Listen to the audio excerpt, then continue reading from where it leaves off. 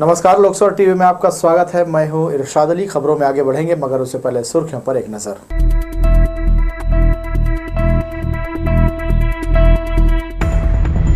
इमलीपारा से पुराने bus stand के बीच वर्षों पुरानी दुकानों को निगम ने ढहाया। हाईकोर्ट से व्यापारियों की याचिका खारिज होने के बाद कार्रवाई में आई तेजी। मुंबई हादसे के बाद बिलासपुर निगम के अधिकारियों की खुली नींद, सर्वे और पूछताछ शुरू। प्रदेश सराफा एसोसिएशन का चुनाव कराए जाने की उठी मांग। बिलासपुर सराफा एसोसिएशन कानूनी कार्रवाई की तैयारी में। ट्रेनों की दुर्घटना के दौरान किए जाने वाले सहयोग को लेकर रेलवे अधिकारियों ने किया मॉक ड्रिल, डीआरएम रहे मौजूद। और कांग्रेसी नेता विक्रम बैस की हत्या मामले में दुर्ग पुलिस को मिले 3 संदिग्ध, जल्द खुलासा का पुलिस ने किया दावा। हमारे न्यूज हेडलाइंस के प्रायोजक हैं Makhija test tube baby centre Bilaspur. हम आपके परिवार को पूरा करते हैं। Makhija test tube baby centre, life begins here, Bilaspur, Chhattisgarh. ये थी सुर्खियां, अब खबरें विस्तार से। इमलीपारा से पुराना बस स्टैंड के बीच सड़क पर बने दुकानों को नगर निगम ने बुधवार को धराशायी कर दिया। सुबह से निगम का अमला दल बल और पूरी तैयारी के साथ यहां पहुंचा। सड़क चौड़ीकरण में बाधा आ रहे दुकानों पर जेसीबी चलाकर तोड़ दिया गया। इस बीच निगम कर्मी और व्यापारियों के बीच विवाद की स्थिति भी निर्मित हुई। शहर की बरसों पुरानी समस्या को खत्म करने इमलीपारा सड़क से पुराने बस स्टैंड के बीच मुखर्जी चौक तक 80 फीट चौड़ी सड़क बनाने की योजना अब साकार होगी। ट्रैफिक स्मूथ करने के खिलाफ लगाई गई याचिका खारिज होने के बाद सड़क और कॉम्प्लेक्स निर्माण का रास्ता साफ हो गया है। पुराने बस स्टैंड के पास अव्यवस्थित ट्रैफिक की बरसों पुरानी समस्या से शहरवासियों को अब निजात मिलने वाली है। सब कुछ ठीक रहा तो जल्द ही शहर को एक व्यवस्थित चौड़ी सड़क की सौगात मिलेगी। हाईकोर्ट में व्यापारियों की याचिका खारिज होने के बाद इमलीपारा सड़क को सीधे श्यामा प्रसाद मुखर्जी चौक से जोड़ने का रास्ता साफ किया जा रहा है। व्यापारियों को निगम ने दुकान खाली करने का नोटिस भी दिया था, पर दुकानदारों द्वारा दुकानें खाली नहीं की जा रही थी, जिसके बाद बुधवार को निगम का अमला दल बल के साथ यहां पहुंचा और दुकानों का सामान खाली करते हुए वर्षों पुराने निर्माण को जेसीबी की मदद से तोड़ दिया। इस बीच बड़ी संख्या में पुलिस बल मौके पर तैनात किया गया था। भवन शाखा अधिकारी सुरेश शर्मा ने बताया कि इमलीपारा सड़क में सबसे बड़ी बाधा 86 दुकानें थी, जिन्हें हटाने का काम किया जा रहा है। नगर निगम ने इनके अस्थायी विस्थापन के लिए पुराना बस स्टैंड और मुरारका मॉल में जगह दिया है। Bilaspur smart city limited 10 crore रुपयों की लागत से कॉम्प्लेक्स और सड़क दोनों का निर्माण करेगा और सड़क के बन जाने से यातायात सुगम होगा, जाम से राहत मिलेगी। माननीय उच्च न्यायालय के निर्देशानुसार जो है इन सब दुकानों को हटाकर चौड़ीकरण करना है और यहाँ पे व्यवस्थापन की व्यवस्था की जाएगी। यहाँ पे कॉम्प्लेक्स बनेगा, प्रथम, द्वितीय और तृतीय मंजिल, और नीचे में पार्किंग की व्यवस्था की गई है। अभी वैकल्पिक व्यवस्था क्या की गई? वैकल्पिक व्यवस्था के लिए बस स्टैंड के पास इनको शनिवार के दिन सबको आके बताया गया था और लगभग 100 दुकानों की मार्किंग की गई है। वहाँ पे 8 बाई 8 के यानी स्टेप मार्किंग करके दिया गया था। उसमें टेम्परेरी बना के वहाँ पे अपना व्यवसाय संचालित कर सकते थे, पर इन लोगों के द्वारा माना नहीं गया और कोई बात करने के लिए आगे भी नहीं आया। यहाँ के व्यापारियों ने निगम की इस कार्रवाई को सुनियोजित बताया। इसके साथ ही व्यापारियों ने कहा कि निगम ने जिस जगह को उन्हें अलॉट किया है उस जगह पर पहले से ही कांग्रेस भवन बनना प्रस्तावित है। पुराना बस स्टैंड के अंदर की जो जगह है उसमें सीधे सीधे कांग्रेस भवन के लिए अलॉटमेंट हुआ है। इन्होंने कोर्ट से भी झूठ बोला है और अभी तक मुरारका के पास इन्होंने नहीं नापा। क्यों नहीं नापा?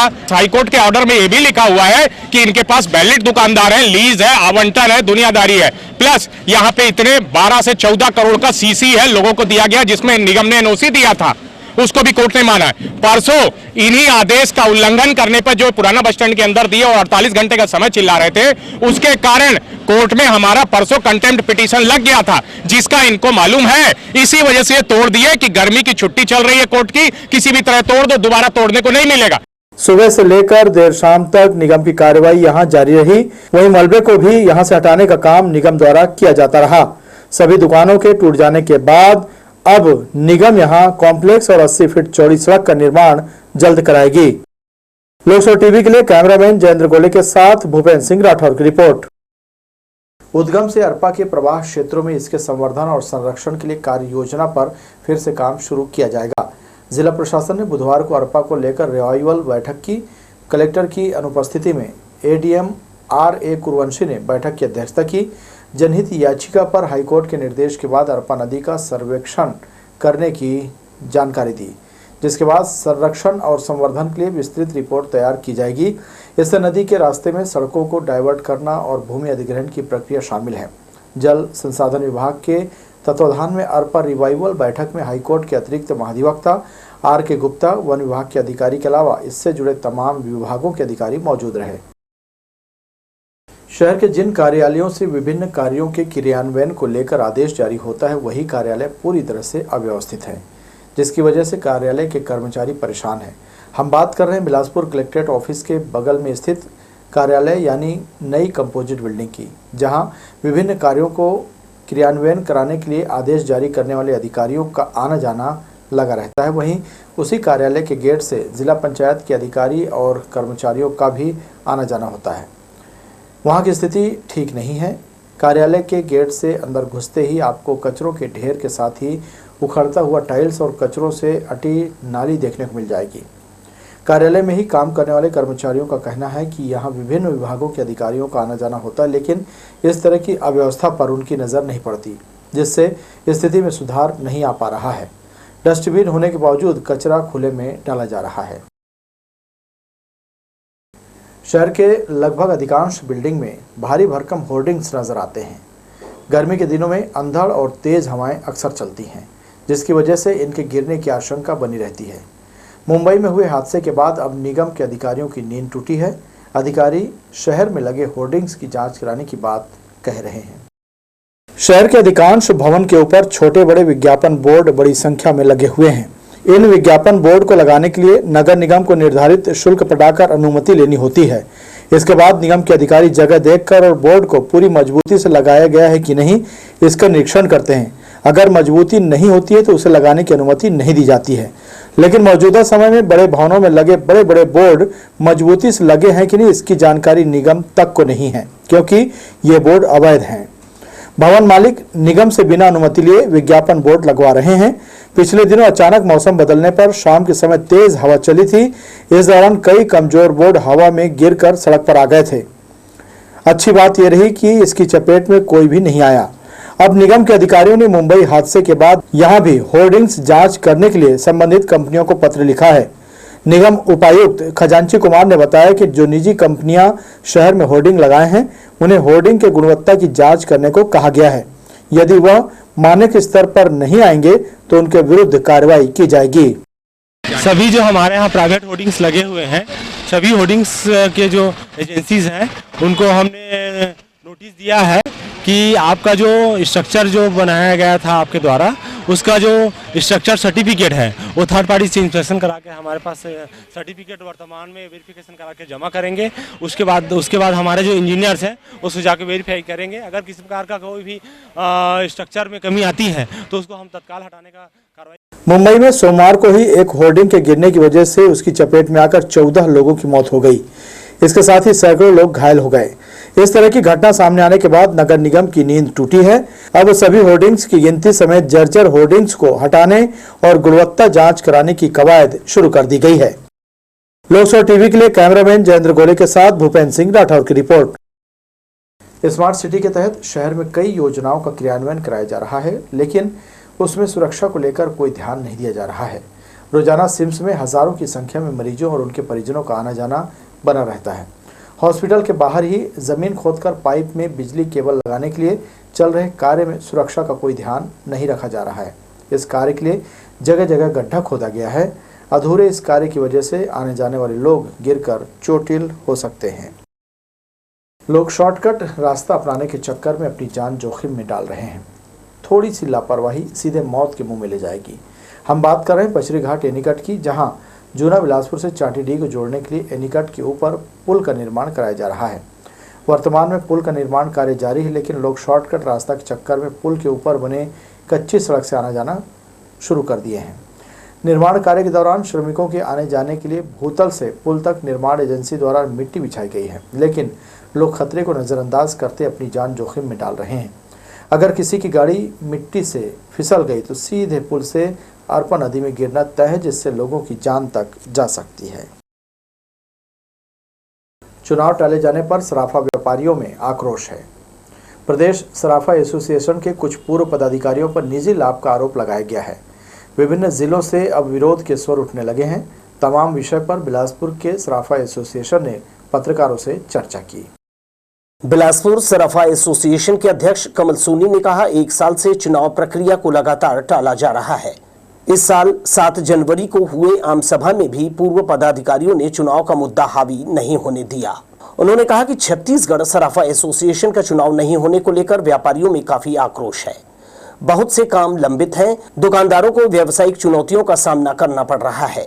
हमेशा से ही प्रदेश संगठन में रायपुर के चुनिंदा सराफा व्यापारियों का दबदबा रहा है।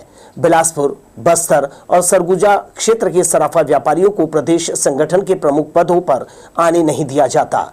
यह पूरे तरीके से राजधानी केंद्रित हो गया है। इसमें बदलाव की जरूरत है। इसके लिए चौतरफा मांग की जा रही है।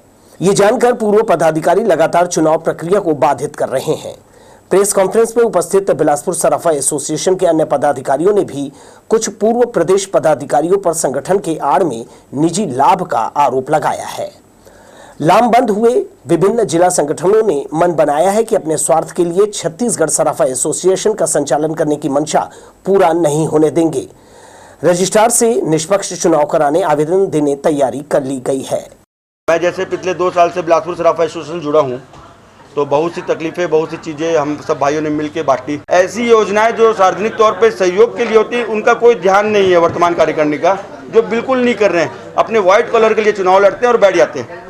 तो अब कोई आए नेतृत्व करने, तो वो जो सेवा का भाव है, हम निश्चय चुनाव तो चाहते ही जाते हैं, वो सफल नहीं हो रहे हैं। निष्पक्ष चुनाव के लिए हम रजिस्ट्रार के माध्यम से उचित कार्रवाई करके उनके समक्ष चुनाव कराने का रास्ता ढूंढेंगे। सदस्यों ने कहा, चुनाव अधिकारी तय करने के बाद षड्यंत्र पूर्वक इसे आगे खिसका दिया। छत्तीसगढ़ सराफा एसोसिएशन के वास्तविक सदस्यों की संख्या का मुद्दा भी उठाया है। तमाम बिंदुओं पर जानकारी 3 दिनों के भीतर बिलासपुर सराफा एसोसिएशन ने अभ्यावेदन के जरिए मांगी है।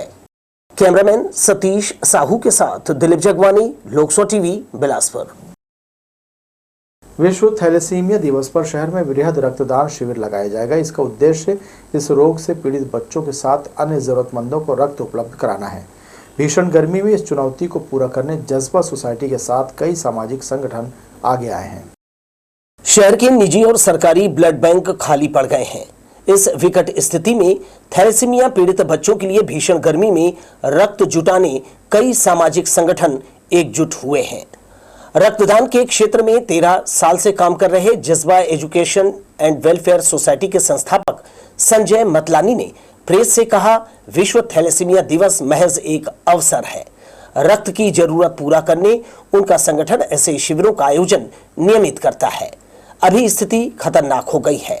सभी ब्लड बैंक लगभग खाली हो गए हैं। 19 मई को शहर में वृहद स्वैच्छिक रक्तदान शिविर लगाया जाएगा। जज्बा के साथ शाहिदा फाउंडेशन, ख्वाब वेलफेयर फाउंडेशन ये आयोजन करेंगे। तो हमारा जो लक्ष्य है, भीषण गर्मी होने के बावजूद भी हम सब ने चैलेंज स्वीकार किया है कि गर्मी में जब कोई सामाजिक संस्था आगे नहीं आती, कोई सामाजिक, कोई धार्मिक स्थल, मतलब व्यक्ति आगे आकर इस तरह के काम को आगे नहीं बढ़ाता, इस भीषण गर्मी में हम सभी संस्थाओं ने मिलकर के एक चैलेंज टाइप कर लिया है कि हम लोग इस शिविर को पिछली बार से भी बेहतर बनाते हुए इस बार कम से कम 600-700 यूनिट का जो टारगेट हम लोग लेकर चल रहे हैं, ताकि गर्मी के जो 3-4 महीने हैं, चाहे वो थैलेसीमिया पीड़ित बच्चे हों, सिकल सेल से जूझ रहे मरीज हों, या अन्य मरीज जो बाहरी शहरों से बिलासपुर में एक उम्मीद लेकर के आते हैं कि यहाँ हमें सुविधा मिलेगी, यहाँ हमारा कोई मदद करने वाला मिलेगा, हम उन सबकी मदद करने के मकसद से शिविर का आयोजन कर रहे हैं। बिलासपुर के 180 थैलेसीमिया बच्चों के रक्त की जरूरत पूरा करने के अलावा सिकल सेल के रोगियों के लिए ये शिविर उम्मीदों से भरा है। खाली हुए ब्लड बैंकों को भी भरा जाना है, इसलिए सदस्यों ने स्वैच्छिक रक्तदान की अपील की है। रक्तदाताओं को शिविर में हेलमेट और सर्टिफिकेट के अलावा गारंटी कार्ड दिया जाएगा, जिसे दिखाकर प्रदेश के किसी भी ब्लड बैंक से मरीज के लिए ब्लड लिया जा सकता है। पिछले कई सालों से जज्बा छत्तीसगढ़ की इकलौती ऐसी संस्था है जो एक काम कर रही है आपका ब्लड आपका अधिकार के तहत। एक तो हम रक्तदाता को सम्मानित करते हैं, प्रशंसा पत्र प्रदान करते हैं, इसके अलावा हम सभी रक्तदाताओं को एक गारंटी कार्ड देते हैं। उस गारंटी कार्ड का मतलब यह है कि अगले 6 महीने तक यदि रक्तदाता चाहे पूरे छत्तीसगढ़ में अपना ब्लड वापस लेकर अपनी मर्जी से अपने किसी भी मरीज को दिलवा सकेगा, बिना डोनर के, बिना किसी रुकावट के। समय का कोई बंधन नहीं, रात को 2, 3, 4 बजे जब भी उनको आवश्यकता पड़ती है वो उस चीज का उपयोग करके अपना ब्लड ले सकते हैं। प्रेस क्लब में हुए कॉन्फ्रेंस में सदस्यों ने कहा, थैलेसीमिया पीड़ितों को मिलने वाला देसी रॉक्स टेबलेट की सरकारी सप्लाई 8 महीने हुए बंद कर दी है। 1600 रुपए कीमत की ये दवा गरीब परिवार के लिए खरीदना मुमकिन नहीं है। इस ओर पत्रकारों का विशेष रूप से ध्यान दिलाया। शाहिद फाउंडेशन के अब्दुल हुसैन, ख्वाब वेलफेयर फाउंडेशन के ब्रेंडन डिसूजा ने भी प्रेस वार्ता को संबोधित किया। कैमरामैन सतीश साहू के साथ दिलीप जगवानी, लोकसभा टीवी, बिलासपुर। सरकंडा के अशोकनगर चौक स्थित आरके पेट्रोल पंप में कर्मचारियों से विवाद के दौरान युवक ने अपने पास रखे पिस्टल को निकालकर धमकाया। इसका वीडियो सोशल मीडिया पर वायरल हो रहा है। इधर पुलिस को इसकी भनक तक नहीं है कि हथियार के साथ युवक शहर में बेखौफ घूम रहे हैं। बताया जाता है कि 2 दिन पहले पेट्रोल भरवाने के नाम पर 2 युवकों ने सरकंडा स्थित आरके पेट्रोल पंप के कर्मचारियों से विवाद किया। इसी बीच युवक ने अपने हाथ में रखे पत्थर को फेंककर शर्ट के नीचे छुपाकर रखे पिस्टल को निकालकर कर्मचारियों को धमकाया। विवाद की यह पूरी घटना पेट्रोल पंप के सीसीटीवी में कैद हो गई। वहीं पुलिस के अधिकारी ऐसे बदमाशों को पकड़ने के लिए चेकिंग बढ़ाने के साथ अपराधियों पर नकेल कसने की बात कह रहे हैं। भी अवैध गतिविधियां हैं जिलों में, उस पर विशेष तौर पे एक टारगेटेड कार्रवाई की जा रही है और उससे अतिरिक्त अलग अलग, जैसे सुबह शाम को सरप्राइज चेकिंग अलग अलग जगहों पे, फुट पेट्रोलिंग शाम के वक्त, उसके अलावा रात में भी जो चेक गश्त पॉइंट है उनके गश्त पॉइंट्स के नंबर ऑफ पॉइंट्स भी बढ़ा दिए गए हैं। उनको जो भी सारे चेक पॉइंट्स में आरक्षक है उनको एक राइफल भी दी जाती है रात को। और इसी तरह से हम लोग और बेहतर पुलिसिंग और प्रिवेंटिव क्राइम प्रिवेंशन की ओर आगे बढ़ेंगे। अहम खबरों की ओर, मगर उससे पहले सुर्खियों पर एक नजर।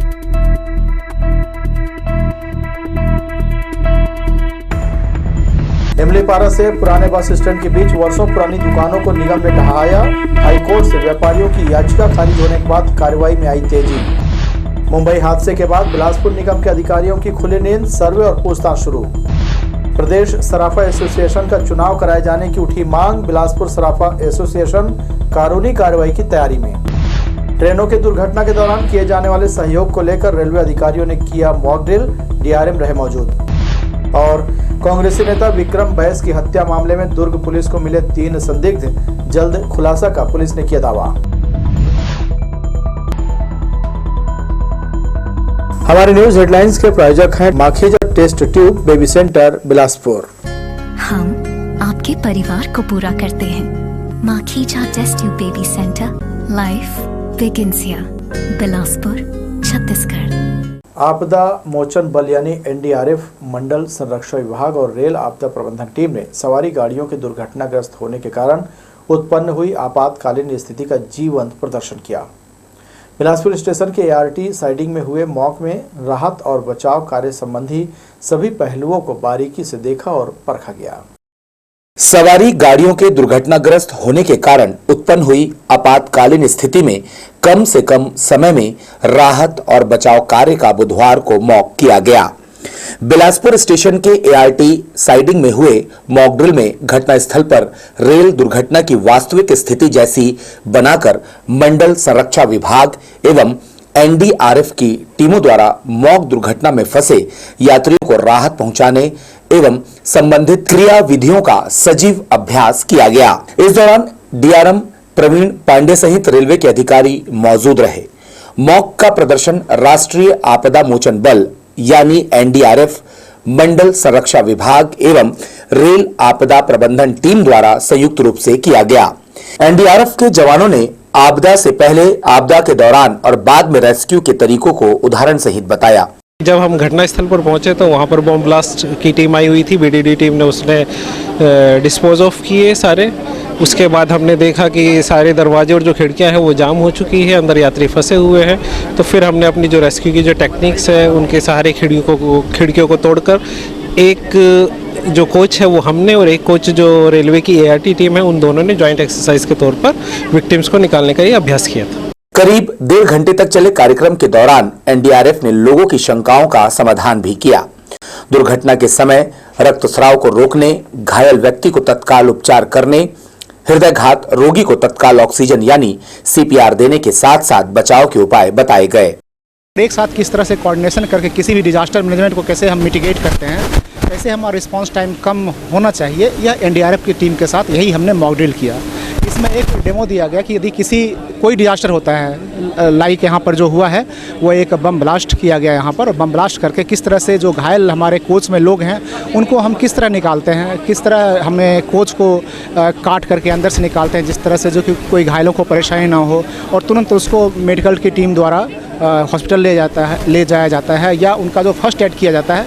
यहाँ पर वो सारी एक्सरसाइज की गई जो रियल में एक किसी डिजास्टर के होने से किया जाता है। सभी के बीच उत्कृष्ट समन्वय के साथ दुर्घटना राहत एवं बचाव कार्य का अभ्यास सफलतापूर्वक संपन्न हुआ। इस दौरान दुर्घटना राहत उपकरणों की कार्य पद्धति एवं आपदा प्रबंधन टीम की तत्परता व क्रियाशीलता परखी गई। कैमरा पर्सन राजा खान के साथ आशीष मौर्य, लोकसभा टीवी, बिलासपुर। रेलवे प्रशासन द्वारा अधोसंरचना विकास के कार्यों को शीघ्र पूरा करने का प्रयास किया जा रहा है। इसी के तहत अधोसंरचना विकास के लिए पश्चिम रेलवे के रतलाम मंडल के अंतर्गत राऊ डॉक्टर अंबेडकर नगर सेक्शन के बीच दोहरी लाइन कनेक्टिविटी का काम किया जा रहा है। इसके चलते 15 मई से 30 मई तक बिलासपुर से चलने वाली बिलासपुर इंदौर नर्मदा एक्सप्रेस उज्जैन इंदौर के मध्य रद्द रहेगी। इसी प्रकार 16 से 31 मई तक इंदौर से चलने वाली बिलासपुर नर्मदा एक्सप्रेस उज्जैन स्टेशन से प्रारंभ होगी और इंदौर उज्जैन के मध्य रद्द रहेगी। थाना तारबहार अंतर्गत रेलवे यार्ड के पास रेलवे ठेकेदार के अंडर में हाउसकीपर और सुपरवाइजर का काम करने वाले के साथ अज्ञात 6 बदमाशों ने मारपीट कर लूट की कोशिश की। इस पूरी घटना की शिकायत थाना तारबहार में की गई है। घटना की जानकारी देते हुए मोहनलाल यादव ने बताया कि मोहम्मद कौसर और वह खुद रेलवे के अंडर में हाउसकीपर और सुपरवाइजिंग का काम करते हैं। मंगलवार बुधवार की दरमियानी रात ड्यूटी पर वे दोनों जा रहे थे कि तभी कुछ बदमाशों ने रेलवे यार्ड के पास रास्ता रोककर सुपरवाइजर मोहम्मद कौसर के साथ मारपीट करते हुए उसका मोबाइल और रुपए लूटने का प्रयास किया।